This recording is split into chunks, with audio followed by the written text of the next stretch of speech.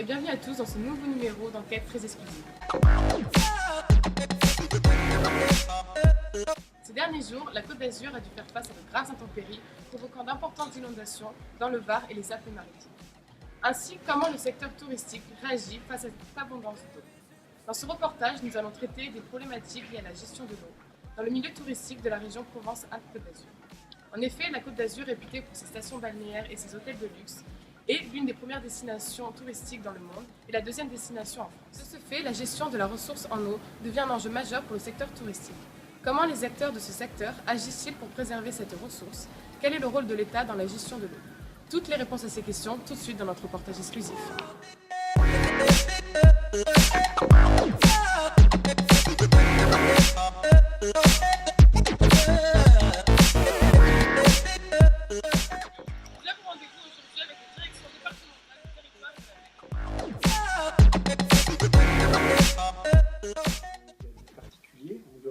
Ils peuvent arroser leur jardin, ils peuvent l'utiliser pour laver les voitures. Il y a des professionnels, beaucoup de professionnels de l'agriculture. Il y a les industriels. Il n'y a pas que le secteur du tourisme. Voilà.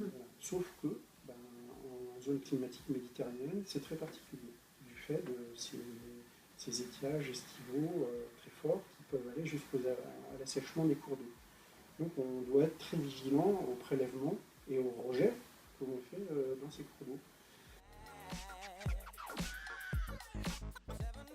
Parfois, on peut dériver le cours d'eau et faire un plan d'eau pour un camping, je pense à un autre département aux Alpes-de-Provence, ou dans le Val d'Alos. Vous avez, ils ont détourné un torrent et ils ont fait un centre aquatique d'un plan d'eau en fait, à l'écart immédiat. Vous n'êtes pas dans le lit du cours d'eau, ça gêne pas, il n'y a pas ces problématiques. Alors là, si vous voulez, c'est une commune qui traditionnellement elle le faisait, mais avec d'autres moyens techniques qui étaient beaucoup plus rudimentaires et qui laissaient passer. Alors barrer l'eau, il y a un problème de continuité donc écologique. Il y a un problème aussi, c'est que il faut continuer à réguler quand même l'écoulement de ce cours d'eau pour les usages qu'il y a à l'aval. C'est-à-dire que nous, on conçoit un cours d'eau dans tout son linéaire et tous les usages. Et on ne peut pas se permettre, notre rôle, il est aussi de réglementer les usages, aussi bien en consommation, mais barrer un cours d'eau, faire un plan d'eau, une activité, c'est un usage comme un autre. Voilà, c'est un usage. Donc on doit veiller à ce que tous les usages et les droits des riverains, des particuliers, puissent être respectés.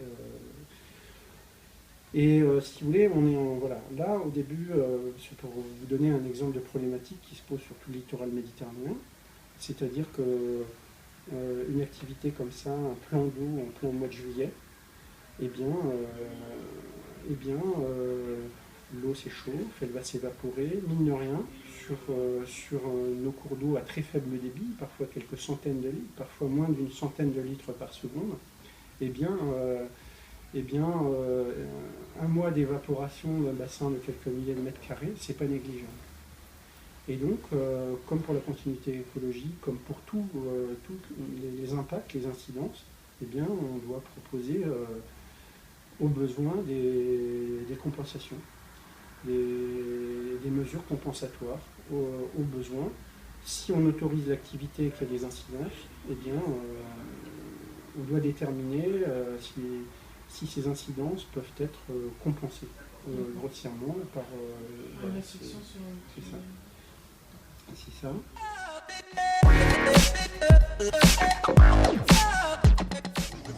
Je dirais qu'il y a quelques entreprises qui vont faire attention, mais je pense que généralement c'est plus une affaire d'argent et qu'ils vont forcément mettre tout ce qui est en œuvre pour gagner de l'argent et pas forcément faire attention à l'environnement. Alors, je ne peux pas avoir d'avis tranché sur la question, étant donné que je n'ai pas les études chiffrées de la consommation d'eau en région PACA. Par contre, je sais qu'il y a une forte consommation d'eau. On a beaucoup de golf et je pense que l'industrie touristique consomme beaucoup d'eau. Alors, voilà, je sais qu'il y a une forte consommation. Après, est-ce qu'elle est adéquate ou non? Je ne sais pas. Je ne peux pas vous dire parce que je n'ai pas les données chiffrées et quantitatives. Par contre, je pense qu'on on devrait quand même pouvoir faire des efforts en termes de qualité là-dessus. Oui, au niveau du tourisme, je ne pense pas qu'il y ait un abus, parce qu'en fait, certaines stations de ski donc, font des efforts, parce qu'ils ont fait des stations de pompage, ils ont fait des retenues artificielles. Marineland, eux, ils pompent à la mer, ils rejettent l'eau. Maintenant, au niveau des greens, je n'ai pas suffisamment de recul pour le savoir, mais est-ce que les golfeurs, au niveau des greens, ils pompent dans les nappes? Certains, je sais qu'ils ont fait des retenues d'eau aussi pour arroser les greens des golfs. Bon, après c'est vrai qu'il y a une région, il y a beaucoup d'habitants, mais après, même s'il n'y a pas des hôtels de luxe, est-ce que ça ne veut pas dire qu'il y aurait d'autres habitants?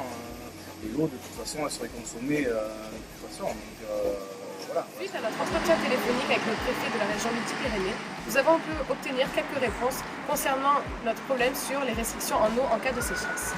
En effet, les entreprises du secteur du tourisme sont que très peu touchées par cette réglementation. Les principaux concernés étant le secteur agricole, qui correspond à 90% des prélèvements en eau. L'étude générale montre qu'effectivement il existe un abus de l'usage de l'eau dans le secteur touristique.